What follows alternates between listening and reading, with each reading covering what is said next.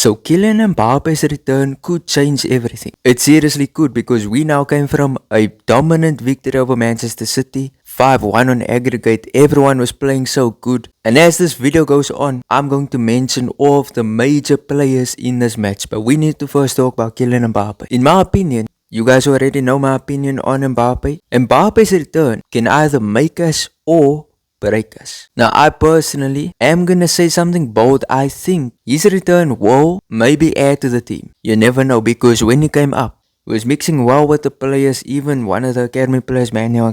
He was connecting well, combining well, and he created so many attacking plays. He nearly won a penalty. It should have been a penalty. I don't care what you guys say, that should have been a penalty. He's playing quite good for a guy who just came back from his injury. And I like that he was passing around with the players. He wasn't just doing things himself. With him returning, how's the team gonna line up? Because this is how we lined up. We played with Brahim, Vini up top. When Mbappe returns, we're gonna lose that Brahim aspect. We're gonna lose that Brahim Diaz type of player. Brahim is a hard worker. It's hard to compete with his work rate. He's good defensively. He's good in the attack. And he's someone who presses hard. Like, he presses. Mbappe doesn't press. So when we play a lineup like this against Man City, the thing is, we will look at maybe only one player who's not gonna press, and that being Vini. But with Mbappe returning, you're gonna have now two players that don't press. They do press, but their pressing is not very high intensity. And guys, if you guys want a completely honest opinion, I'm going to give you an honest opinion. I think Mbappe could break this team.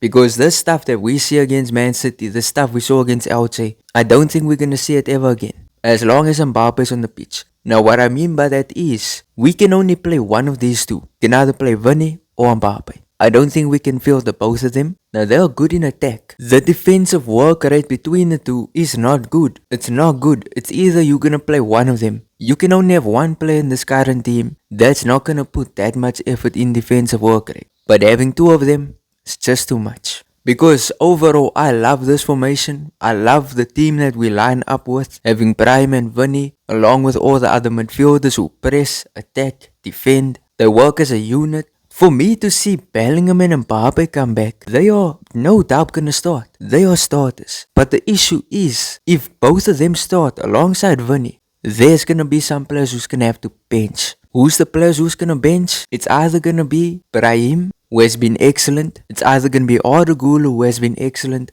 or Thiago Pitach, who has also been excellent. So guys, honestly, I'm not as excited as many of the other Real Madrid fans are. They're very excited for Bellingham and Mbappe to return. But it's like, I like the current players who are on the pitch. Truly, they fit the team more. They work as a unit. Bellingham and Mbappe, I don't know, maybe Bellingham. Bellingham can work as a unit. But the thing is, you're going to have to sacrifice some players to field both of them. But apparently, from what I heard, against Atletico, which is our up-and-coming match, the both of them could play. I think Mbappe starts. Bellingham, I think, will come up from the bench. And we're going to truly see how this team plays and incorporate the youngsters alongside those two. It's going to be very interesting. But either way, let's talk about some other players. Let's talk about Arda Guler. You know, Vini got man of the match, and I don't agree with it. I think Arda Guler was man of the match. Bro, this guy at left midfield is insane. Like, he played a hybrid role. He played left midfield and he played in the central midfield.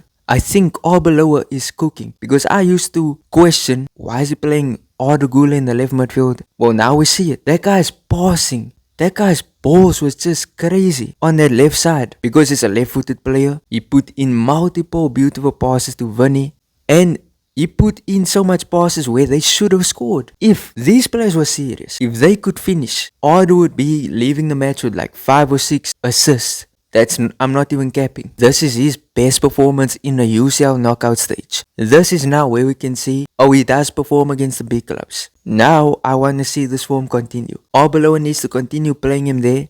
I don't care who returns. Don't care if Bellingham and Mbappe. I don't care who returns. Keep playing Arda on the left midfield. This guy was cooking, controlling the tempo, passing the ball nicely. He was creating so many plays. And you know what? I'm not against Bellingham starting or Mbappe starting in matches. I think Arbeloa should test it. With the way Arda Guler is playing, I don't care who returns. They're gonna have to sit on the bench. This is how we should be playing. This is how Real Madrid should be playing. And I mean, what a masterclass. That was a man of the match performance. You guys can say whatever you want. Let's actually talk about Vini. Let's segue this to Vini. Man, that guy was missing. Like, yes, he scored too. But like I said, Arda Guler should have had like 5 assists. Vini was missing. Vini missed every big opportunity. And it was frustrating. We could have been leaving this match with 10-1 on aggregate. Why are we winning 2-1 with a red carded team? If this, and this is actually a tweet that I saw here, I'm gonna give credit to this person who said it. This person said it perfectly. Vini is not as clinical as a Cristiano Ronaldo.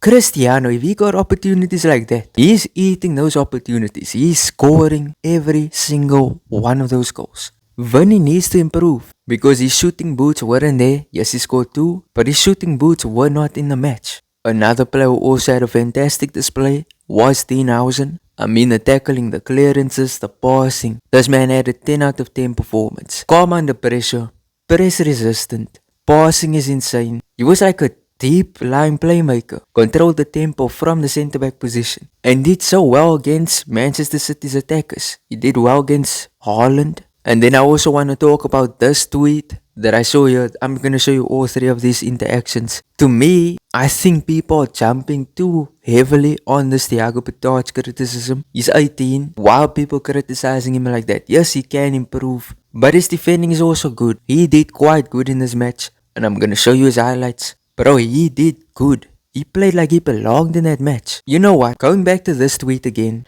this guy says something that I've said in previous videos. He says Manuel Angel is better than him. I no longer agree with that statement. And the reason why I say that is him and Manuel Angel are different. They're different type of players. Manuel Angel is like a Modric. He's like Modric. Pitach is like Vitinha or Pedri. And their purposes in the matches are also kind of different. Pitach is a good controller. He is press resistant. Then you go to Manuel Angel. He's good in attacking plays, good at creating plays. He's not super press resistant, but he is good at controlling the midfield. So I think there are 2 similar players but offer different things.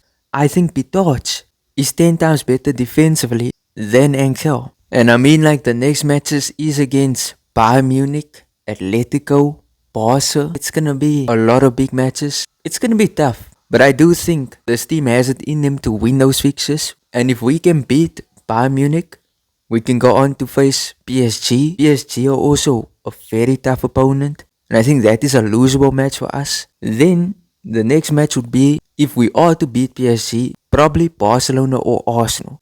If we can face Arsenal, that's going to be like a revenge match. Because they did to us what we did to Man City last night. But either way, tell me your thoughts there in the comment section. I will be reading, will be responding. If you enjoyed the video, smash a like on the video, because it truly helps with the channel. I truly appreciate it. Subscribe if you have not subscribed. Peace out.